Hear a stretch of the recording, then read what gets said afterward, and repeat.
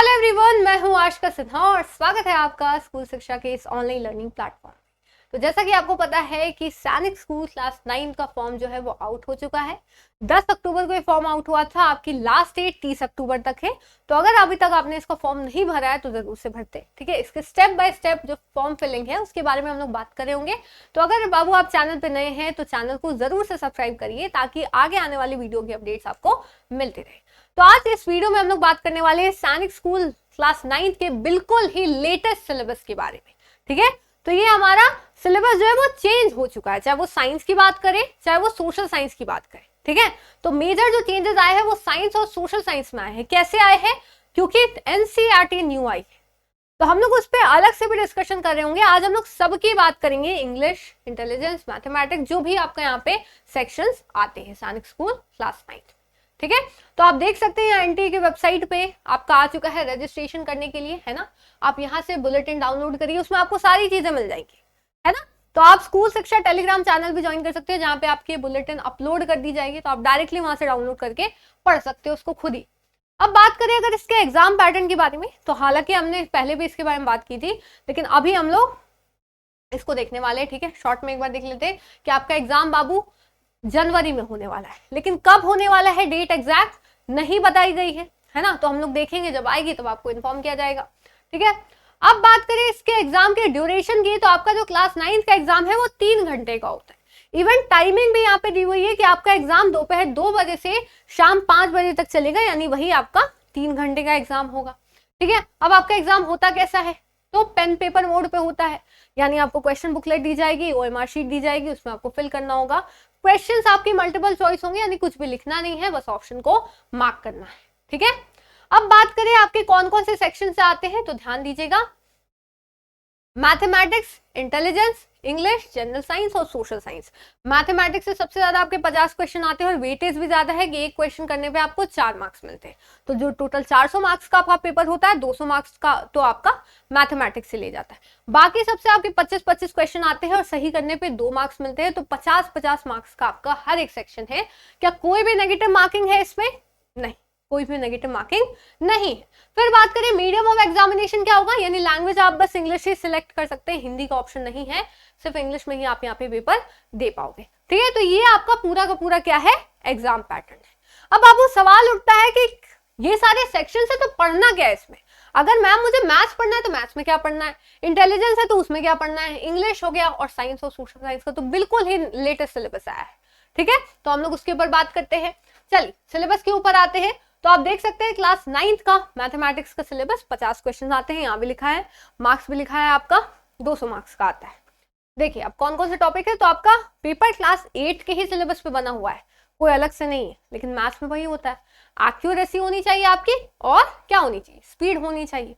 तो बात करते हैं कौन कौन सा आपका चैप्टर है, rational numbers, linear equations in one variable, understanding quadrilaterals, triangle and its properties, angle sum property, Pythagoras theorem, squares and square roots, cubes and cube roots, comparing quantities, percentage, profit and loss, algebraic expressions, simple interest, compound interest, discount, visualizing solid shapes, view of 2D and 3D shapes, Euler's formula, mensuration, area and perimeters, volume and surface area, exponents and powers, direct and inverse proportion, factorization, data handling, bar graph, line graph, playing with numbers, divisibility test, statistics, mean, mode, median of raw data, probability, parallel lines and time and work। तो ये आपका पूरा का पूरा syllabus है class 9 के लिए mathematics का।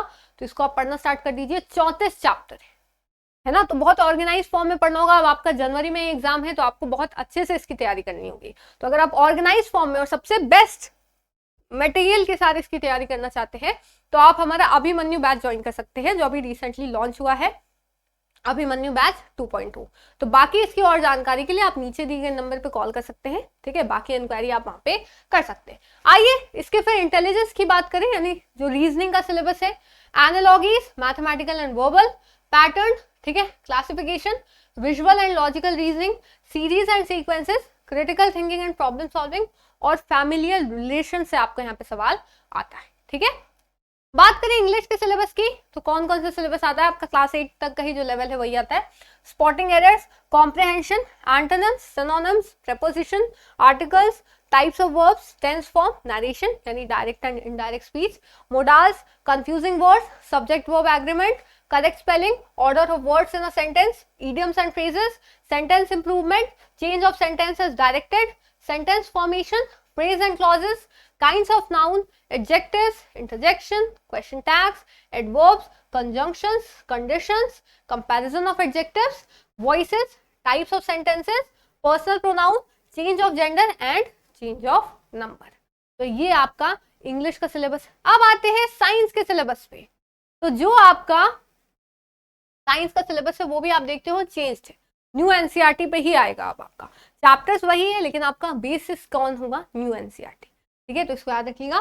Fossil fuel, coal and petroleum, combustion and flame, cell structure and function, reproduction in plants and animals, force, friction and pressure, sound and its basics, reflection and dispersion of light, metals and non-metals, synthetic fibers and plastics, chemical effects of electric current, stars and solar systems, pollution of air and water, global warming, microorganism, some natural phenomenon, how to find calorific value of fuel, electroplating and artificial jewelry। तो आप देख सकते हैं chapter में से specific topic आपसे पूछेगा, पूरा चैप्टर भी नहीं लिया, उसका एक टॉपिक उठा लिया। Relation between types of friction, ठीक है, cropping seasons, agricultural practices, conservation of plants and animals, biosphere reserves, national parks and sanctuaries, reaching the age of adolescence, changes during puberty, endocrine glands and hormones। ठीक है, तो ये आपका पूरा का पूरा साइंस का सिलेबस। अब आते हैं सबसे मेजर चेंज जो आपका हुआ है सोशल साइंस में।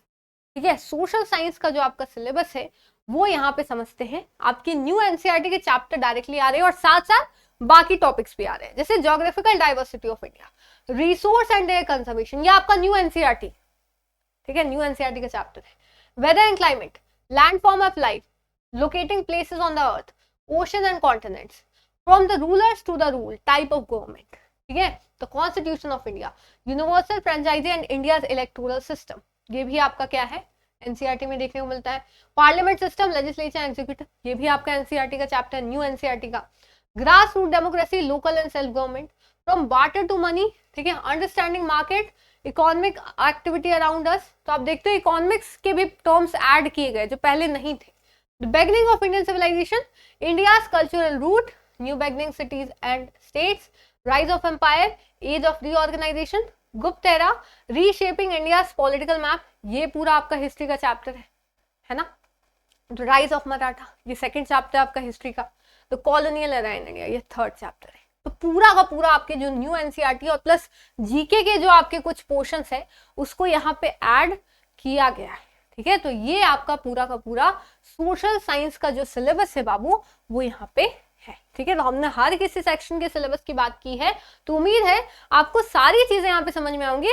अब इन सब के बारे में डिटेल में हम लोग समझेंगे कि तैयारी कैसे करनी है, इसकी एलिजिबिलिटी क्राइटेरिया क्या होगी, फॉर्म कैसे फिल करना है, हर एक चीज पे हम लोग आपको वीडियो प्रोवाइड करने वाले हैं। ऑल इन वन सोल्यूशन आपका स्कूल सेक्शन यहाँ पे होने वाला है। ठीक है, तो फिर अगर आगे आने वाली वीडियोस में मिलते हैं तो फिर मिलते हैं अगली वीडियो में। तब तक के लिए thank you so much, bye bye, जय हिंद, जय भारत।